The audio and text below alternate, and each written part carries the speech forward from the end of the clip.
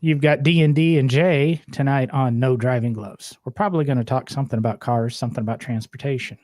We're probably going to say goodbye to one of the hosts tonight, at least temporarily. Can we talk about UFOs because it's in the background? The what? UFOs. We're talking about. Dave kind of had conspiracy theories. Yeah. That's why one of the hosts may be leaving is all of a sudden poof. Oh, like Mulder did late in the X-Files. Yeah, I stopped watching the X-Files by late seasons, but I need to go back. I actually also stopped watching the X-Files by the late seasons, but I've read the Wikipedia as how that he disappears late in the season or late in the show. But and then he shows up on Californication, and I've got the VHS, and I've never watched it. Here's my question: did anybody ever watch the movie? I never watched the X-Files movie. I did. I saw it in the theater. Actually, it was good. Yeah. Was it? Maybe I need to go back and watch it. Yeah, the ex-wife and I did go see it, but I couldn't tell you 1 second of it. No, I have no recollection of the plot. All I remember is the one guy sitting down to disarm a bomb and not trying. That's and FEMA being a big part of the conspiracy because they were going to, I don't know, introduce the black oil to people's brains or whatever. I don't know. I got started watching the X-Files because there was a show that involved a World War II wreck on the ocean floor, and I saw that flipping through the channels, and I was like, "Oh, got to see more of this." And that was pretty much. So I don't know the overall. We have different reasons for watching the X-Files. Okay, the X-Files. You were a big Gillian Anderson where they used shaving cream to beat the alien.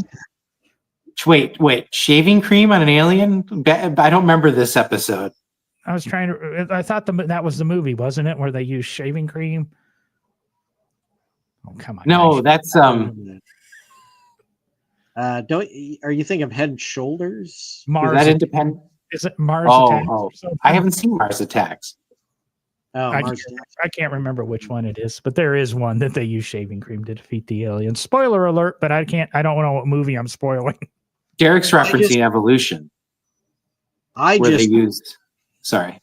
Yeah, I just remember what most people consider the creepiest, just weirdest episode of the X-Files, which is, I don't know if you remember the episode where there was the house out in the middle of rural America and the family was inbred and it was just smoke. I think if I remember right, Smoke Gets in Your Eyes was the song that would play in the back. It was just, it creeped you out. It was, I mean, still to this day, I think about that. I'm like, oh, that was a weird episode. Was that just a Monster of the Week episode where that was untied to anything that went on in the greater mythology of the show? I think so. Yeah, it was just weird. Yeah, I don't recall that one. I recall a similar show though where people were vomiting scissors in a nursing home or sucking out brains with plastic surgery. That was another Monster of the Week kind of episode. And that one, I was young enough. That one kind of freaked me out at the time. Yeah. I still don't honestly like to think about it all that much, but here I am talking about it on the airwaves. But I mean, it's because conspiracy theories, we all love them, right? You could I think of them as the roots of mythology. They're urban legends and stuff. People try to explain the unexplainable and it becomes a really good story in the process. So we all repeat it, even if we don't believe it. Like the JFK assassination, or in a more car related thing, like the 100 mile per gallon carburetor, or the big three getting together to specifically do in Preston Tucker and the Tucker automobile.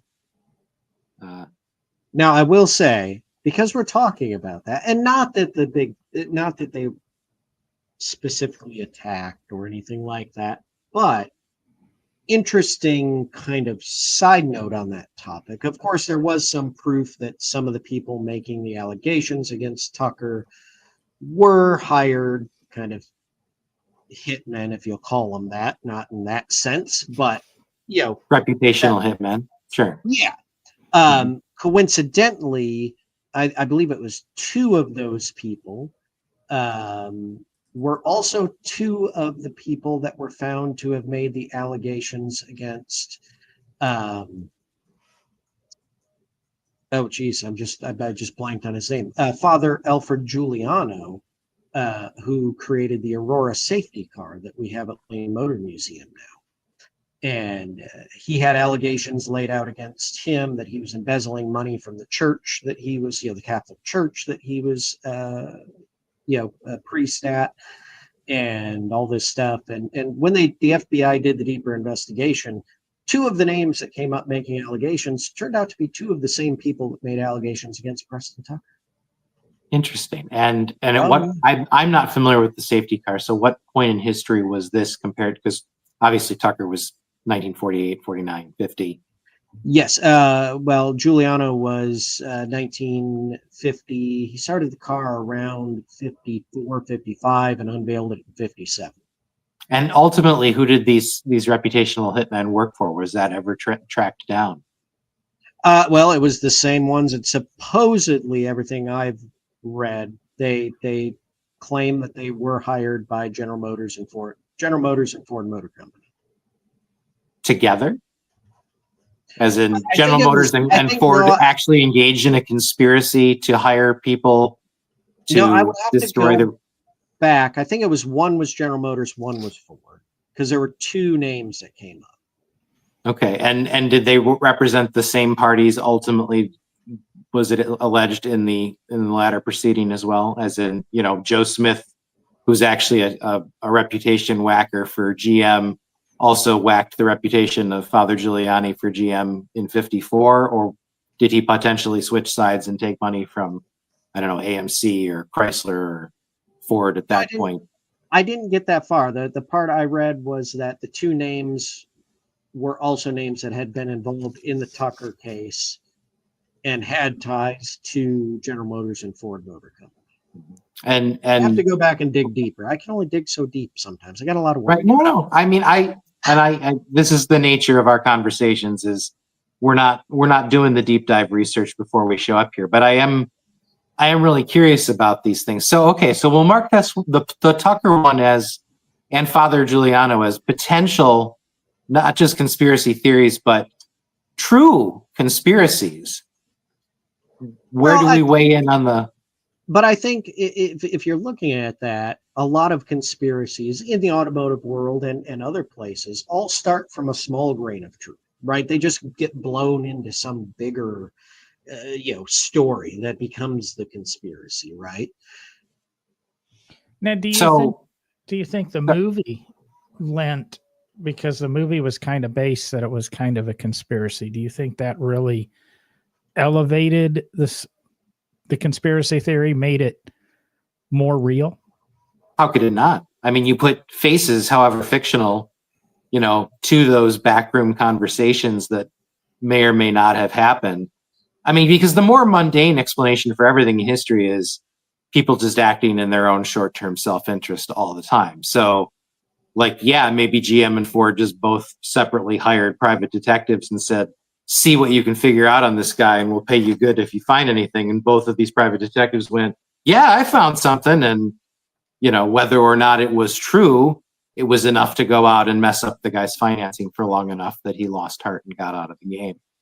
And whether or not GM or Ford told them to do that, or whether they just said, this is the best way I can make my client happy and get future business, and nobody said, is this stuff real along the way? And was Tucker actually found guilty of securities fraud? I do not believe so. Right. But it was enough, right? It achieved the goal, if the goal was to destroy him. And, you don't set out to look for evidence to destroy somebody unless you want to. Well, it's like trial by press. Sure. And when it comes to financing, I mean, banks and investors, they get skittish. They're not a trial by your peers to see whether you go to jail. They're just a trial by whether I want to sink my money in here and think I'm going to get it back plus some. And if the answer is, I don't know, you're just not going to attract the kind of finance you need to convert a B-29 engine factory into a car factory. But I'm thinking this is 1948, roughly, that this is going on, it's not like getting up in the morning and watching Squawk Box or Joe or, any of these money programs talking about this company's up and we're waiting 5 minutes and we're going to have today's, interest rate report and moment by moment. But don't underestimate morning and evening newspapers in that era. I mean, investors, the real hardcore ones had the ticker tapes in their rooms. News still traveled really fast in 1948. Yes, it was not as instantaneous as today, but surely you're old enough to remember even the 80s and how quickly news traveled in those days. And it doesn't take much. We had a panic in 87. Well, it's like when you're going in and you're investing, the broker that you're dealing with wants to make sure you understand that there's ups and downs in the markets and you're not going to jump. And the guys with the ticker tapes in their offices probably were long-term investors. I don't know. Did we have day traders in the 40s? Probably, yeah. But maybe they lived in New York because they had to, but yeah. But there's always been that kind of person. So I'm just saying maybe it wasn't as quick. Today you can kill a business overnight.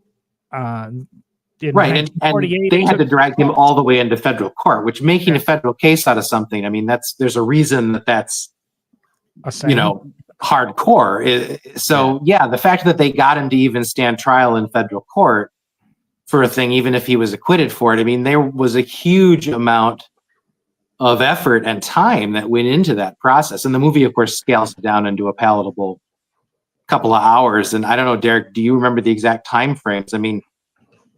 When did Harry Miller die?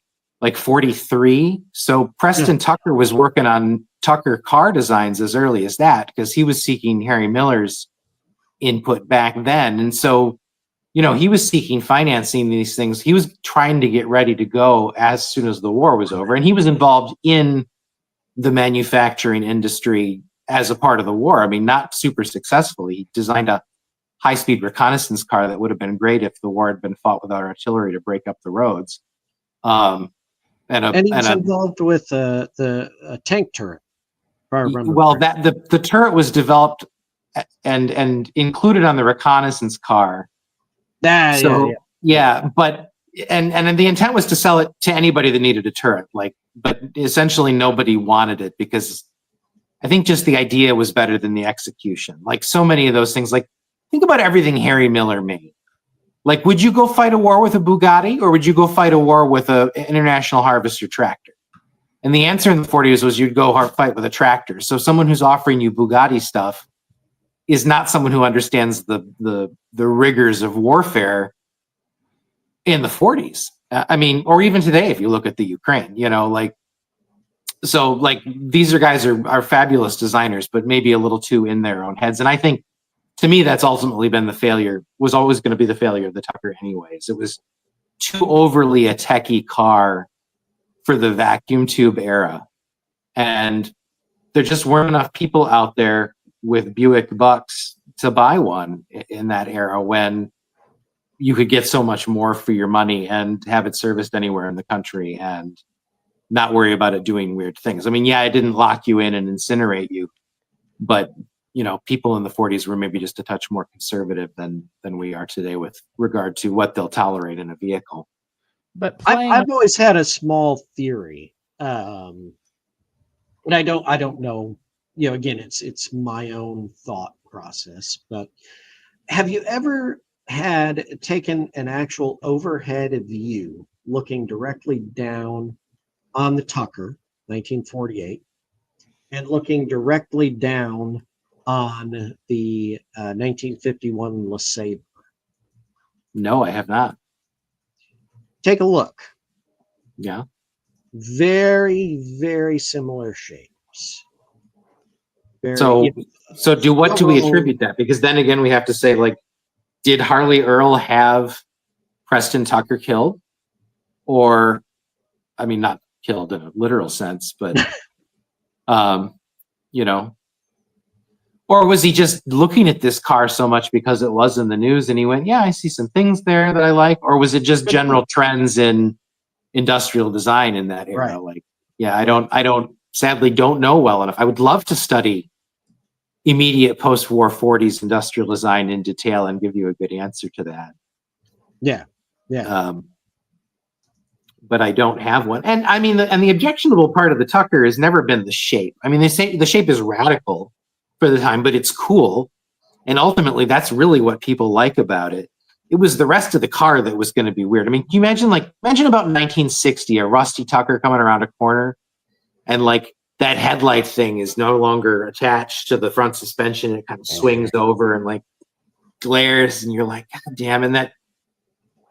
And of course, people are always getting asphyxiated by these things because that air-cooled engine, the heat circulation off of them is just full of oil fumes by the time this 1940s air-cooled helicopter engine starts getting old and leaking from the valve train and stuff. I mean, I'm not speaking from Corvair experience or anything, but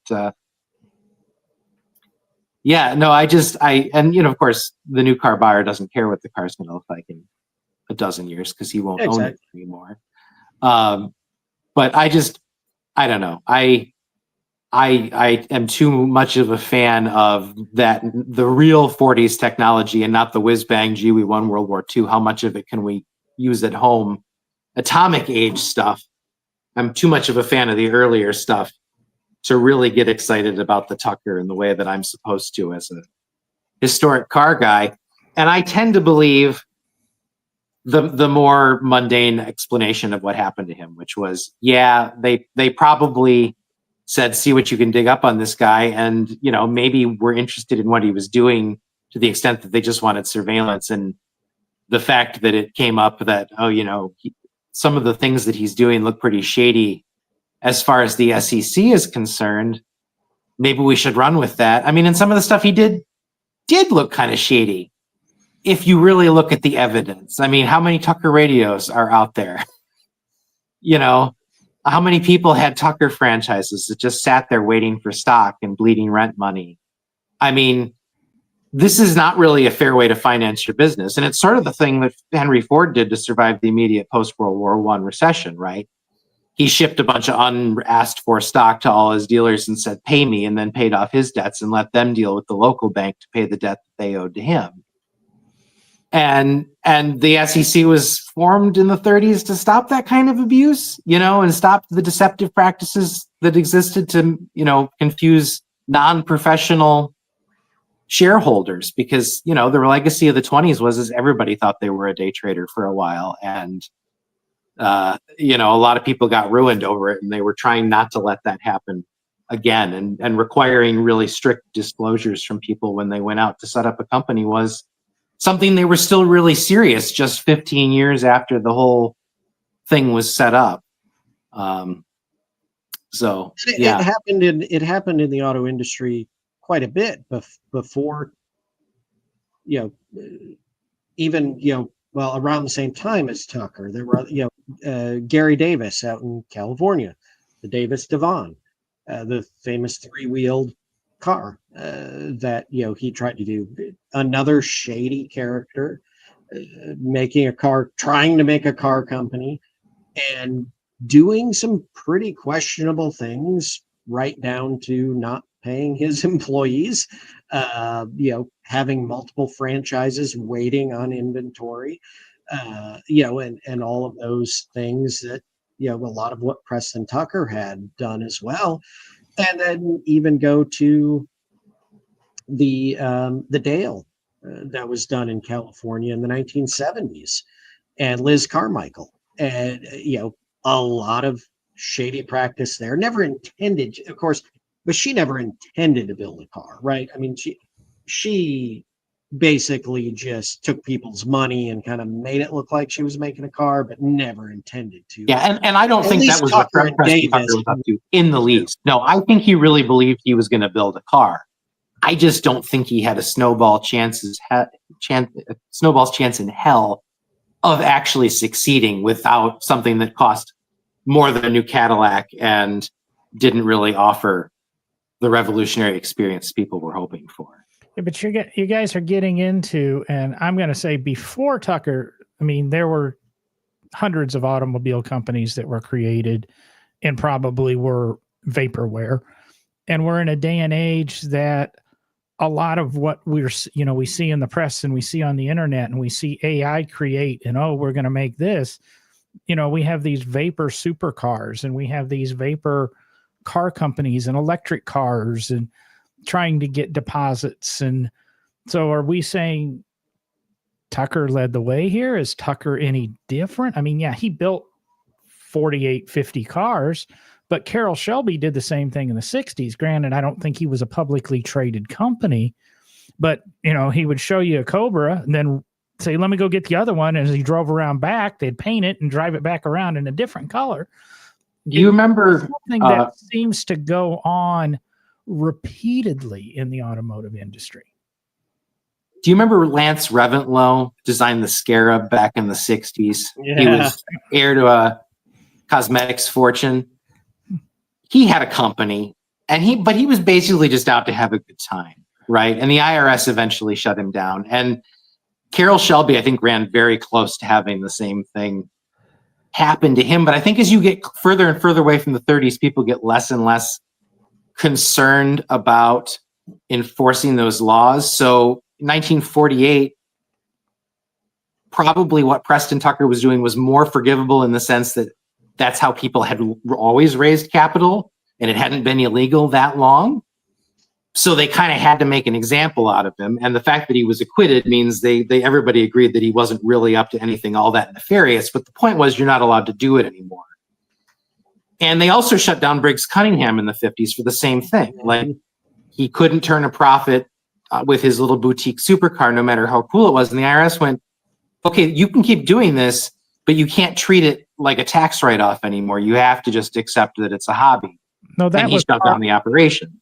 That was part of Cunningham's business plan, though. Okay, I didn't know that, but anyway. Yeah. The point being is that we've taken these things less seriously as we've gotten on in time, especially in like the 80s and more recently. And so I just don't think you're seeing the kind of enforcement action. I mean, could you go after a bunch of these people? Yeah, maybe they have, but it's just not the kind of news that it was, especially given how famous Preston Tucker was in the 30s and 40s. Because like, he was known back as far as like Indy in 35. He hung out with Harry Miller. I mean, he was a big deal. He was not just some guy who'd shown up and been like, my name's Mr. Davis. I'm going to build you a divan that you can drive around with 3 wheels. Like, it was a much bigger deal when it happened to Preston Tucker. Plus there's the movie, which makes it so much more relevant to everybody our age. And as well as we were talking, I got thinking, because there's an age difference between me and you two, where when the movie came out, I was 16, 17. When the movie came out, you guys were 7 and 8, roughly. Right, we watched it on VHS later. You grew up with the movie and the background of Tucker, where I had never heard of Tucker, and it kind of portrayed, and this is what I learned about Tucker. I really wonder what the thinking was of Tucker prior to the movie, because the movies changed things. And now the players in the automotive world, which I'm aging out, you guys are still in the thick of things and go back. That movie's always existed. So has that movie then played into, was the Bricklin sabotaged? Was the DeLorean sabotaged? What challenges did Elon Musk have in the beginning? Was he pressured? What challenges did like the city electric car? All of these, to me, it goes, maybe these cars companies didn't fail. Maybe there's some truth to things getting killed now, or I don't want to say killed, being shuffled off the playing field or removed from the game board. Business pressures, I think, are far more grayscale than people want to imagine, is what it comes down to, is that there are a lot of practices which are not strictly illegal, not even considered really unethical, and we don't even think about them. So yeah, like I think that industrial espionage in the sense of spying certainly goes on. I think that if you can get an advantage in the marketplace and you find one, that you take it a lot of the time. And so it's an information world, and it always has been, and we're all so much more immersed in it now. But you've still got to have the information in time to wield the lever, and so big companies are going to pay for that, and the automotive industry is super big business. I mean, I don't think you have to look any further than something like the Volkswagen emissions cheating scandal to realize that there's a lot of pressure to make money at any cost, and not necessarily to comply with the spirit of any public policy. And that's understandable. Corporations don't have morals, and business people are under pressure to turn profits for shareholders, and while not running to follow the law. So if you can do something in the gray area that helps you, you're absolutely going to do it. And if that involves private detectives who don't mind making allegations based on fairly scanty evidence, it's going to happen sometimes. It's the same reason private detectives followed Ralph Nader around. It's the same reason J. Edgar Hoover had people following Martin Luther King around. You always, the more you know, the more levers you have. And sometimes you push those levers if they make it really easy, or they're becoming some kind of threat to you. And we always have to remember that the enemy of my enemy is my enemy. Did Tracy say that? He did, yes. Yeah. Yes. He's talking about he's talking about No Face and not Mumbles. The Al Pacino character. Big the Boy. Hunchback. Big Boy's the guy they put in the cement. It's oh yeah. No, it is Big Boy. Big Boy Caprice. No, Big Boy. Big Yeah, Boy did it. Yeah. Dustin Hoffman. Yeah. I'll make okay. me question myself. I'm sorry. That's a good car movie, though. If you like 30s cars and 40s cars, that is a great car spotting movie. And they're all just lightly customized, but you can tell what they are. Yeah. Itchy drives a 38, 39 Chevy, and Dick Tracy drives a 36 Ford. And that's a great car spotting movie. John, you probably saw that in the theater. That was 1990, right? Prime era for you. What movie? Hey. I Dick saw Tracy. that movie. Warren Beatty. Madonna. My dad took me to see that in the theater. Did 7-year-old you appreciate it? I loved it. And I still love it to this day. I have yet to ever see that movie. No. Okay. And speaking of Warren Beatty, Bonnie and Clyde was another big 30s car movie. But it's Warren Beatty, and it's Madonna in her attractive years, I'll say. Madonna has... Never mind. I was going to say something, but it's not that dark outside. So fine. It's fine. I almost bought Madonna's dad's Falcon, but that's another story. Yeah. And Preston Tucker, a great Michigan kid, right? Born and raised in Michigan. Madonna, born and raised in Michigan, right? Bay City. Actually, a friend of mine from high school, his mom was on the same dance group as Madonna back in the day. The hospital where she was born is an apartment building for retired folks now. So you could go get the Madonna suite when she retires, she could come back. She could buy the whole building. Yeah. I've heard she's not a big fan of Bay City, actually. She remembers it smelling like sugar beet processing, which, to be fair, is not an attractive smell. But they don't do that there anymore. So that's true. But special thanks to my family for many years.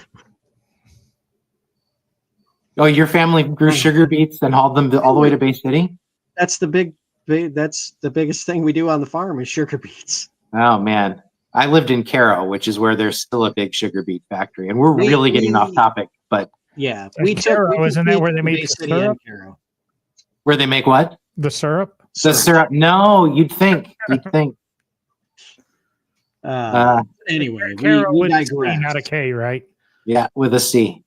I've got a good aviation trivia tie-in for Carol, but I don't have a good car one offhand. Well, the first 3 letters do spell car. So it's true. So what other conspiracies do we have out there? I mean, by talking so much about Tucker, I don't think we needed to dive into DeLorean or whatever.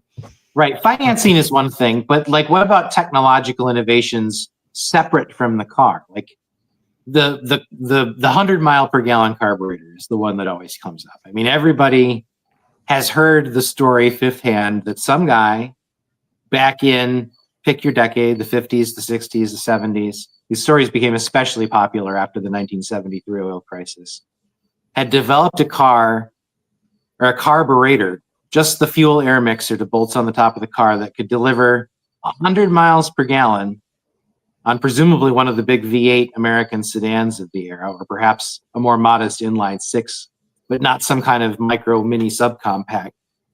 But he'd been offered so many cubic bucks for the patent by the oil companies so they could suppress it to maintain the current levels of gasoline consumption.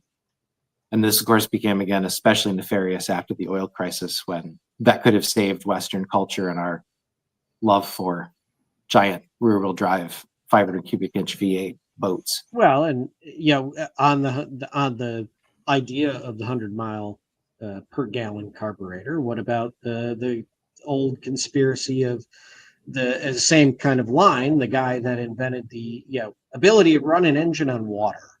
So that was the Nazis. We can't talk about that. Oh, the Nazis are history's favorite inventors. No.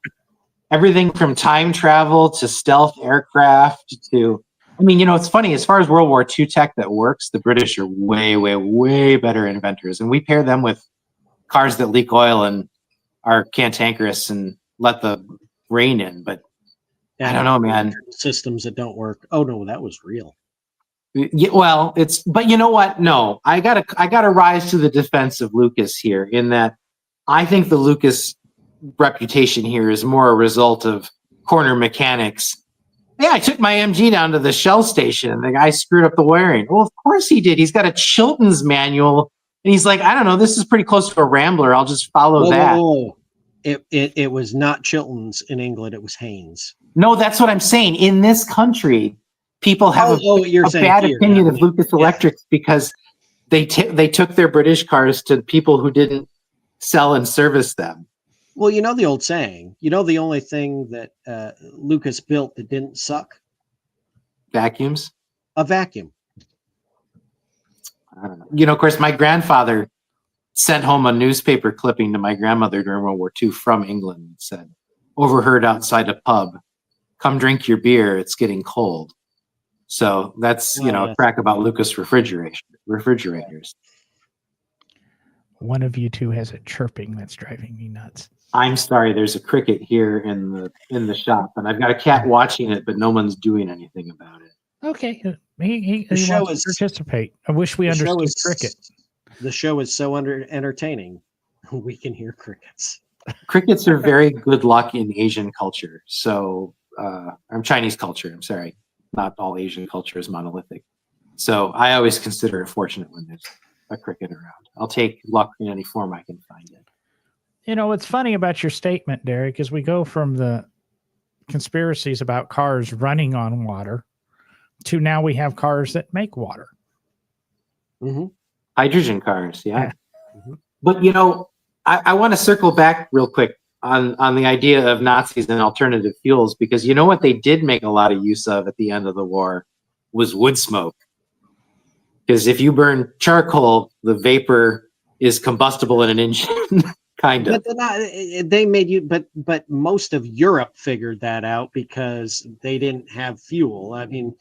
And actually French, whose fault was that? The French did, well, the Nazis. But the French did a number of the gasoline conversions on many, many, many, many cars. Well, let's start a conspiracy theory kind of based around that, because there was this gentleman named Porsche who did some work. Tank designer. I've heard of him. For the Nazis, made the little people's car, made a few other things. And now we're sitting here in 2025, and all of a sudden Porsche has this synthetic fuel that they're working with. Is this an old Porsche recipe that they've kept hidden for long enough so that we forget about the synthetic fuels that the Nazis were using in World War II? To be honest, if we think it was a Porsche recipe, it probably was a Latvinka recipe, in all honesty. So, yeah, that's a knock on Porsche. You're welcome. Yes, it is. Yes, it is. Everything good the Nazis had, they stole from the Czech. Exactly. Right. Well, that's the way it works. The winner gets the spoils. Exactly. Oh yeah. Yeah. But you want to talk about like 1938 and diplomatic failures here? I mean, I don't know. That's a whole thing. I do find coal gasification to be an interesting technology, and that goes way back. And I think that is one step in building synthetic fuels. I think the problem with these technologies is not that you can't build fuels, is that there's not an energy efficient way to do it. So the electrical inputs end up being so massive that you'd have been better off to use that electricity in some other manner to power transit than making liquid fuels for automobiles. Sorry? Like an electric car? Potentially. I mean, if you're already generating the electricity, or hell, I don't know, compressed air, springs, just trains, like you've got to really, really, really need liquid fuel, like you're trying to make war with tanks or airplanes to go to all that effort to because otherwise you could just import liquid fuel from somewhere else. You'd have to be cut off for less money. So, but I mean, that was, if you look at the way the Nazis financed their war machine, I mean, it was always a house of cards that depended on pillage. Like there was no way they couldn't not go to war in 1939 because they had to pay for their military somehow. And they'd done it by creating this separate company that held all the investments, so it didn't show up as government debt.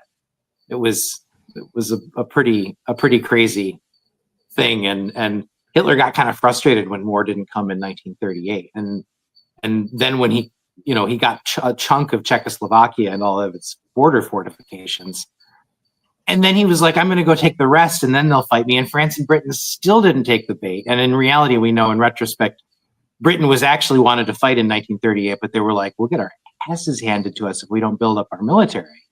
Because they'd spent all of the 20s and the early 30s going, we're not going to have to fight anybody for 25 years, and being armed to the teeth might just cause a war, so we're going to disarm. And so but to their credit, I mean, the Spitfire and the Hurricane were there in time and were enough.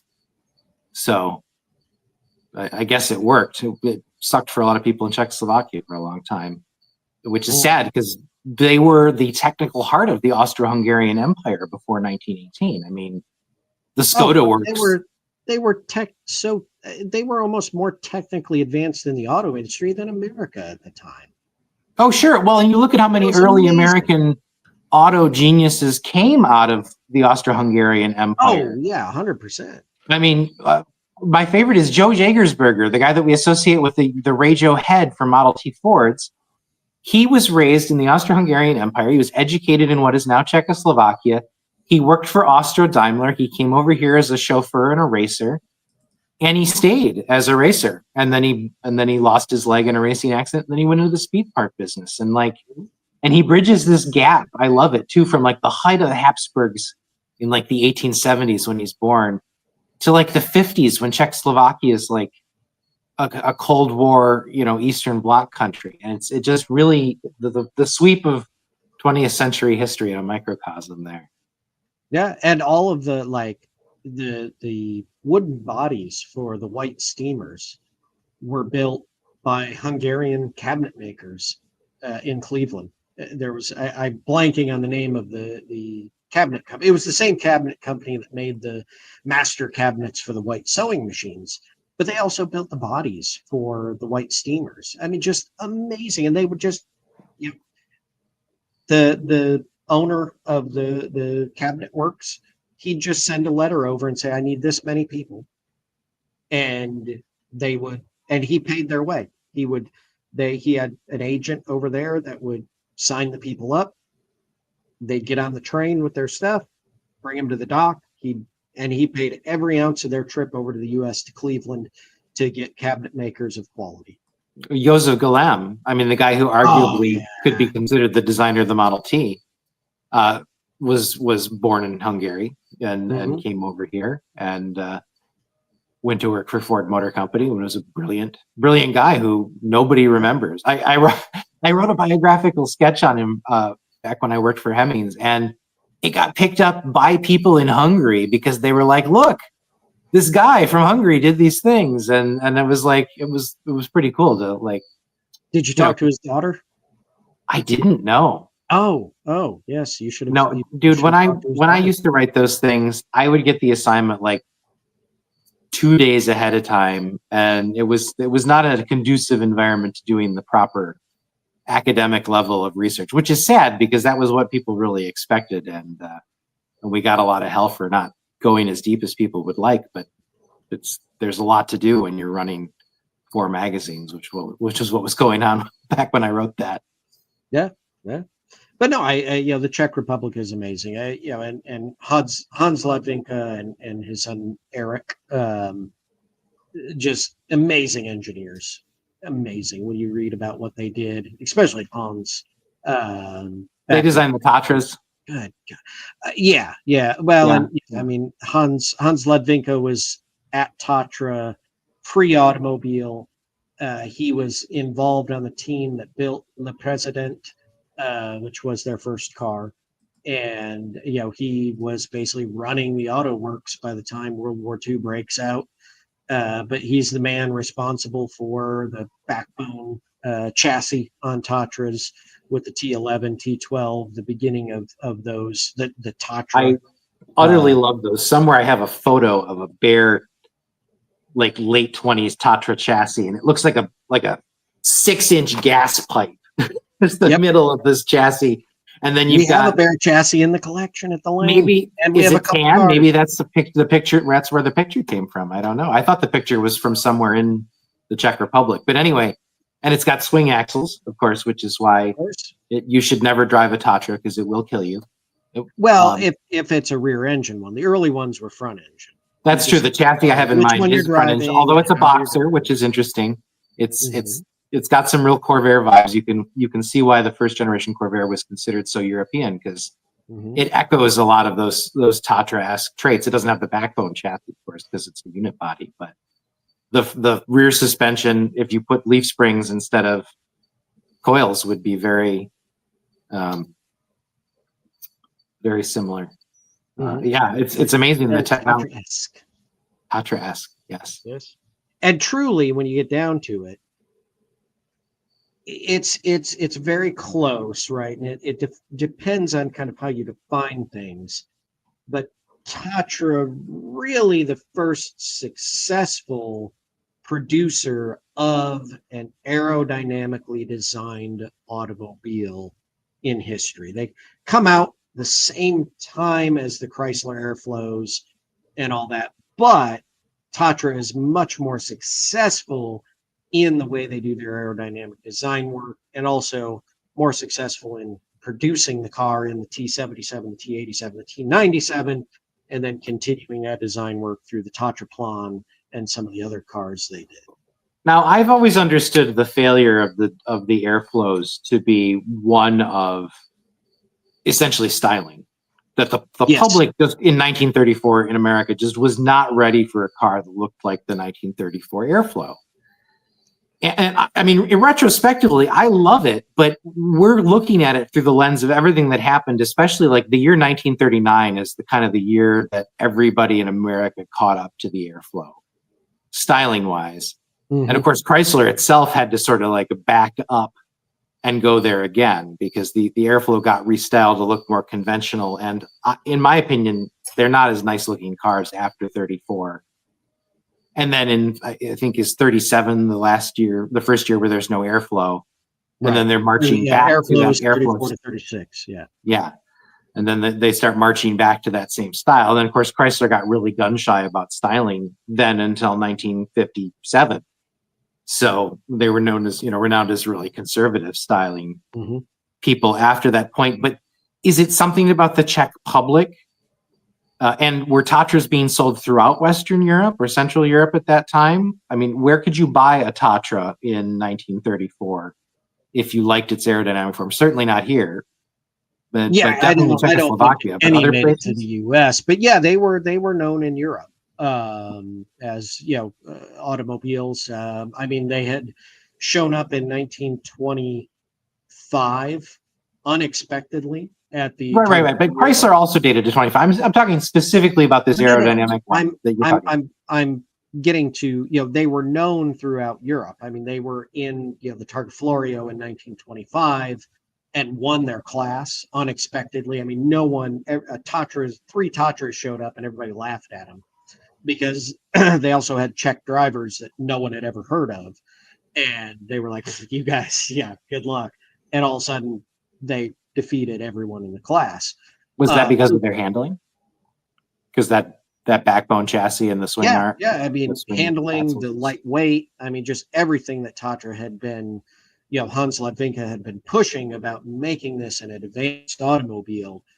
I mean, it's what dominated. So they in 1925 they blow up on the scene of, holy crap, Tatra. They just won their their class in the Targa Florio. So they're known around Europe, and they are being sold outside of the Czech Republic, Czechoslovakia at the time, and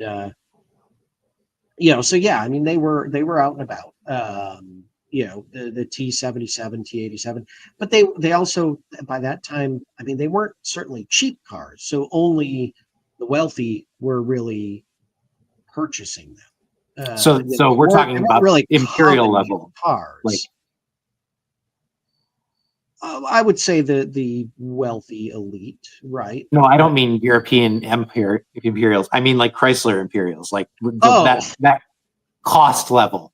Because like the DeSoto obviously is aimed at an affluent middle class buyer, and you're saying that the Tatras are aimed at the someone more akin to an imperial buyer. Yeah, the 77, 87 were a higher class. The 97 was the 4-cylinder, right? So you had the V8 in the 77 and the 87. And then you had the flat 4 in the 97. So the 97 was a little more affordable version, smaller car, still aerodynamically styled. Honestly, the T97 is the car that was kind of the center of the lawsuit between Tatra and Germany, and Ferdinand Porsche, and stealing Ladvinka's design to create the Volkswagen. Now, Mercedes had a rear-engined, smaller car about this time period, too, not as radically aerodynamic as the Tatra or even the Volkswagen. Yeah, the 170H or something? 170H. Then they had a bigger one that was the 190. Yeah. We have a 170H in the collection. So what it seems like is that the European public was just a lot more receptive to radical auto design than the American public in 1934, especially the upper classes who maybe weren't feeling the pinch of the Depression as badly as the upper middle classes here. Yeah, and I think you have to look back at Tatra, at least Tatra's history. And they had been they started out as a blacksmith. Of course, their name wasn't Tatra. Tatra's a mountain range or something, isn't it? Right. So the actual company is Nesseldorfer, which is actually named after the town Nesseldorf. Which is surely not the town's name in Czech. No, that's the name in German. Yeah, exactly. I can't pronounce the name in Czech. But they were, it was a blacksmith kind of, the guy that really started this as a blacksmith. And eventually they were building wagons and then coaches, rail coaches for the elite of the elite. I mean, kings of the world would get a Nesselsdorfer coach to have as their personal car. And so they were already kind of an established company with the elite of Europe. They knew this company from buying their coach work, their rail coaches and everything from them. So when they come out with an automobile, of course, they're going to build one of the high quality automobiles, which they were very high quality early on. I mean, fantastic. If you look up Nesseldorfer automobiles, some of the teens, 20s era, I mean, big, very Mercedes-esque of that era. I'm just this is again the peak of the Austro-Hungarian Empire under the Habsburgs, the thing that all came apart after they picked on Serbia and started World War I. Yeah. But then Ladvinka comes back after going away. There's go away, come back, go away, come back. Anyway, and he comes back. He was leaving Tatra or the entire country? he left Nesseldorfer. He'd had disagreements, left. They realized what a loss it was. They convinced him to come back. He did really well, got in a disagreement, left. They realized they needed him back, brought him back. Hans Lodvinka really, I mean, he was Tatra by the, that pre-interwar period. I mean, Hans Lodvinka was the man that held that company, Nesseldorfer, Tatra together. And it was kind of his design for that backbone chassis and everything. They were experimenting with them in the Tatra Mountains, and they did a test run, and that was quite a ways from where the town was. I mean, it wasn't like it was the backyard of the town. They had to drive hours to get to the Tatra Mountains, and they were doing it in the winter. And the cars, these Nesseldorfers, as they were labeled at the time, started climbing the mountain range, going up into the little villages. And it is said that in one of the villages, one of the test drivers overheard one of the citizens of the village say, "Wow, those are really some cars for the Tatra Mountains." And it made him. It was the first time actually cars had ever made it in the winter into those villages. And so he went back with the idea that they should call the car Tatras in honor of what they did. And the car's name was changed to Tatra. Wow.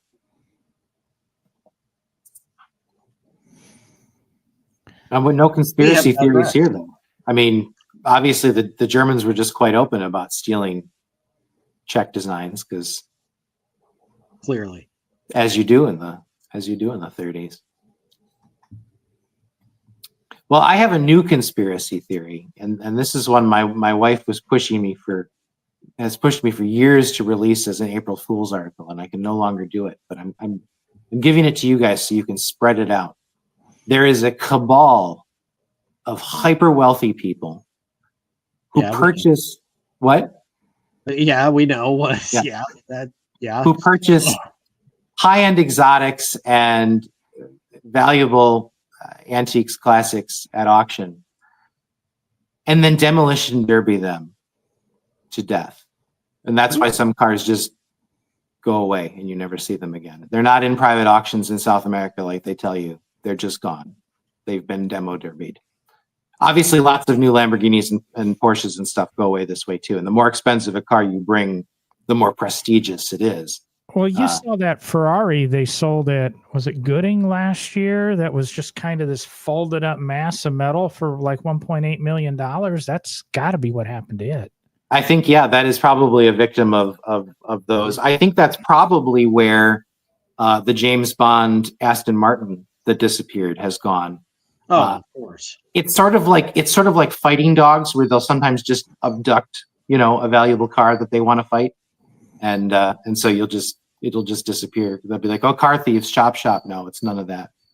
It went out to the desert somewhere around Las Vegas, I think, and they've got a bowl out there, and refrigerated stands where they can watch the action. And they've had to ban Duesenbergs because they're sort of like the Chrysler Imperial of their class. Like they go through everything, but otherwise it's all fair game. And it's like the 24 Hours of Lemons, where the more it's the opposite, where the more you've spent that to destroy, the better it is. So maybe it's the 24 Hours of Elegance. The 24 Hours of Elegance. Okay. Yeah. I'm thinking about it. I don't know. That still sounds too much like an event that would just happen. Yeah, good point. Yeah. Like, it's, and I'm trying to it's, think of the cars that have been. So the other Buick Bug would be one that has been lost to that. One, right? yep. Second, the James Dean Buick. Porsche. The James Dean Porsche. Speaking of things that were balled up and could be fixed. Yeah. What other cars are gone? That'd be an interesting one. What cars are missing that we need to find? Which I know what the rumor is about the second Buick Bug, and if if I ever get a chance to try to hunt it down, I might. But I've never heard a rumor about this. Is that something that you're going to have to tell me when we're not broadcasting for people to hear? that'd be wonderful. All right. I don't I reveal look my forward- secrets in case I want to find it.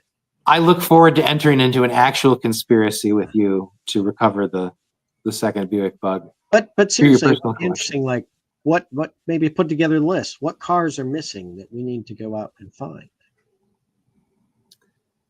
It's a tough thing. I mean, you know, people will shoot you for getting in their barn. So if they don't want you to know they've got a car, you might not know. Plus, so many of them just genuinely. I mean, it was a lot easier clearly back in the 1950s. Hey, Right. County And barn actually, inspector I should has point out that the originators of this are the heirs of Bill Hara, because they kept certain cars simply because they wanted to destroy them. And they decided the best way to destroy them was to crash them into one another.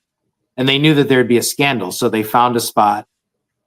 I think the original demo derby was out somewhere by Reno. But, you know, of course, Vegas just has that weight. So there's betting and things. It's very swanky. It's like F1, but classier, more exclusive. Well, I Everybody mean, wears a mask. I think we can find Eyes it. wide What's the shut, halfway point between Reno and Vegas? I have no idea. I'm sure it's Well, desolate. That is where they're held. Yeah. Clearly. At the halfway point between Reno and Vegas, in a desolate stretch of desert, lies a bowl filled with charred carcasses of classic automobiles and high-end exotics. No, I'm trying to find the halfway point between the two towns. We've just stunned John into silence. No, So I'm going the halfway point. So are you going, Reno and Vegas through Nevada? Or are you going Reno around the world to Vegas? So the halfway point somewhere in China. No, Nevada. You know, I smell an opportunity for a sister event in the Gobi. I mean, why not? There's plenty of cars that aren't supposed to leave India that could probably disappear. We want a secret location that nobody has ever found, but we know it's halfway between Reno and Vegas. So why would it? Exact same clues. It's in China. But it's going the opposite direction, not the shortest halfway distance, the longest halfway distance. The conspiracy stuff has definitely gotten to you. Or Derek's a denier. Derek's a flat earther. That's it. That's why he's not just totally discounting that. You know, I always knew that there was something about his vibe. Flat earther. You think I'm sitting here quiet, not listening? No, I'm listening. Interjecting useless information.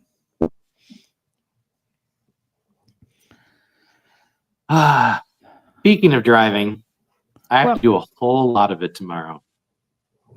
Were you going to have gloves? Probably not. I did really look at it, and I do have them in a shopping cart somewhere, but I did not add driving gloves to the new Hustle and Heritage retail store that'll be opening at the beginning of September. That's unacceptable. But we don't need them. It's no driving gloves. No driving gloves, yeah. I'll put them on a display with the little business cards for no driving gloves, and it's going to just really confuse people. You don't see these. Well, right now my street view is not working, but there are a number of dry lake beds out between Reno and Las Vegas. Perfect. We found the scene of the crime. I still think you're wrong. I think you're looking the wrong halfway.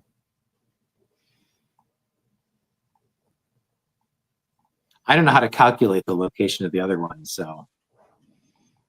Yeah, it's too much math. I'm good. I guess you would just reverse the coordinates, right? You'd make the north one south and the east one's west, or the west one's east, and that would give you your location. Yeah. Let me see. See if I can ask my buddy, which I need to say that, again, the cover art for this episode was done by AI or with the assistance of AI. So let's quickly ask it. What is... While he's doing that, I got one more conspiracy theory to add. Lay it on. This is another one I just made up the other day. Henry Ford killed Etzel in a fit of rage when he saw that they had developed a 6-cylinder engine for the 1941 Ford. He beat him senseless, and it took him 2 whole years to die. The cancer thing was just a cover story. It was because of the 6-cylinder. He said, I dealt with those things 35 years ago, and I wrote them off. How dare you bring this into my factory? And he was too weak as an old man to destroy the car with the 6-cylinder in his bare hands like he'd done to the prototype Sporty T in 1911. So he just started punching Etzel. Or the diesel V8 he shattered to pieces with a sledgehammer in Germany. Before For I real? get before I've I never get heard the But I mean, in all honesty, does that need to be a conspiracy theory? Because Henry killed Etzel. We know Henry killed Etzel, yeah. He just took the the long motivation, yeah. before Okay, what do you got, John? Lay it on us. Well, I'm not going to give you the halfway answer quite yet. Ah, I do have a question because you brought up Henry Ford, and this Okay. is something that crossed my mind a little bit when we were bantering about what we want to discuss tonight. In today's world, if Henry Ford acted like he did in the latter years of his life, would he be canceled? I mean, Henry Ford is canceled. Well, yes. what I- part of the latter years of his life are we talking about? Because the most latter of years he hid inside Greenfield Village because he didn't want to deal with anything. Ford Well, would kick him out in that so- case. You can't live here, sir. That You have to would get go. out. That would go with. Did he get canceled? Because some of the stuff he did after he became famous and wealthy and was not exactly socially acceptable, especially in today's world. So, like, I have really big feelings on Henry Ford, and I would love to explore them. I'm not sure we have time for me to get deeply into that topic, but I think Derek will know that when I reference the 1915 peace ship as being probably the biggest turning point in Henry's life, that this is, a big discussion. I think Henry Ford has been canceled in the present day as a historical figure.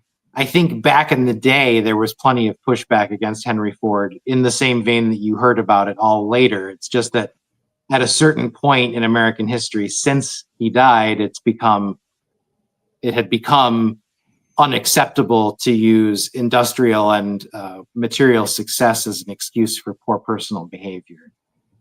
But at the core of things, Henry Ford was a middle-class farmer from 1870s Michigan who made it big. And he dragged up some really unpleasant social attitudes with him. He also dragged up some really noble social attitudes with him that we don't really explore much in the rush to condemn him.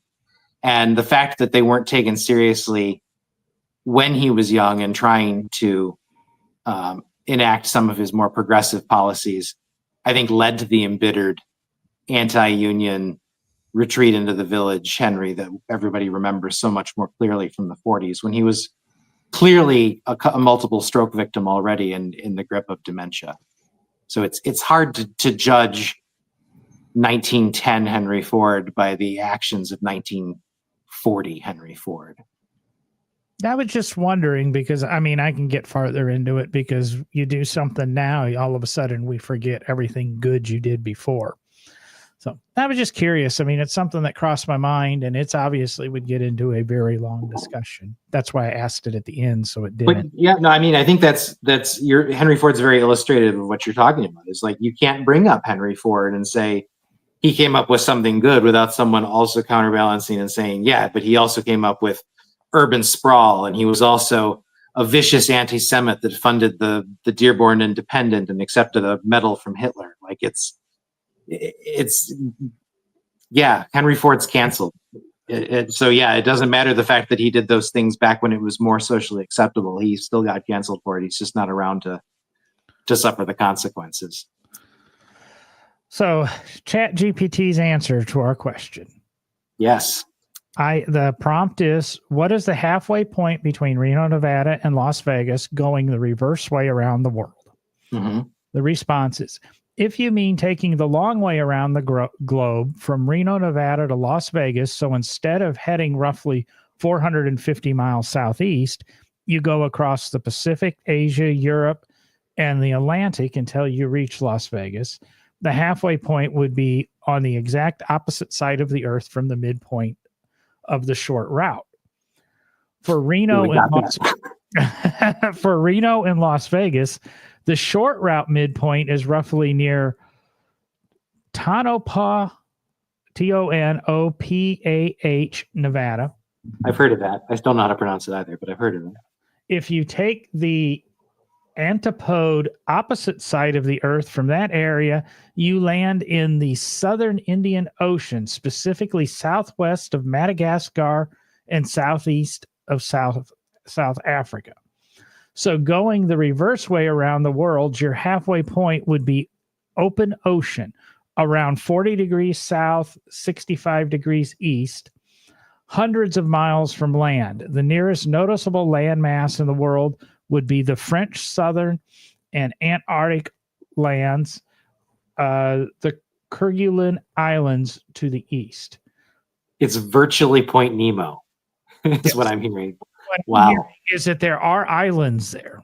And what a remote place to have this demolition derby. Welcome to the Easter Island Rapa Nui Classic Demolition Derby. Wait. Why do they have to have it on land? How do we know that they don't own an aircraft carrier? Oh, there's lots of decommissioned aircraft carriers nobody's really accounting for. I mean, they tell you that they're sunk as an artificial reef someplace, but have you dived them? Dove them? The Derek's got a very valid point. I was thinking it's probably, there and, Epstein's Island's the next step over, and then Gilligan's and Amelia Earhart's and. Oh, Amelia, no conspiracy there. She just got eaten by coconut crabs. Terrible way to go. Lord of the Flies. She got eaten by cannibals. I almost think I'd rather be eaten by cannibals because I'm pretty sure they kill you first. Coconut crabs just start eating when you're too weak to fight them off. Yeah. I heard a comparison on that subject.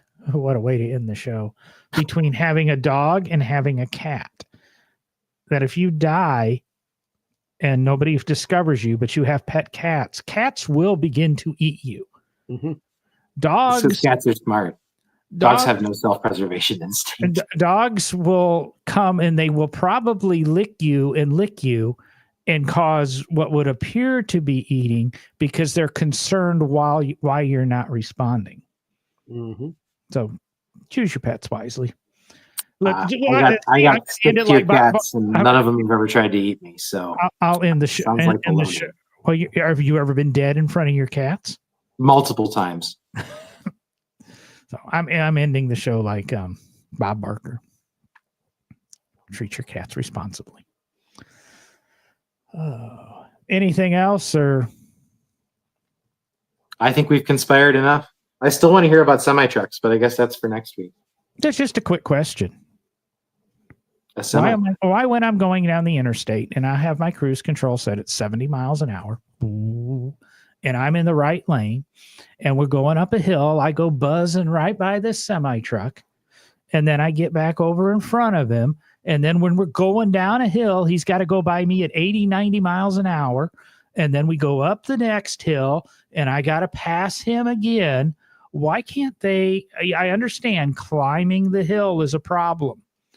Why can't they go ahead and obey the speed limit going down the damn hill? I understand you use less gas, all that bullshit going up the hill if you're going really fast at the bottom of the hill.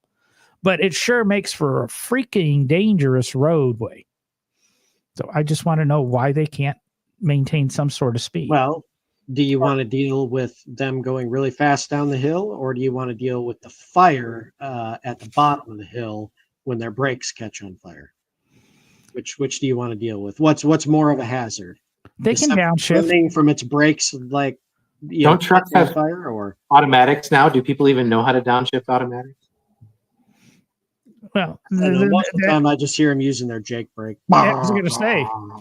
The other thing is that we all went to Tesla semis. Look at all that regenerative braking that they would get. They'll still be on fire at the bottom of the hill, but they'll be fully charged.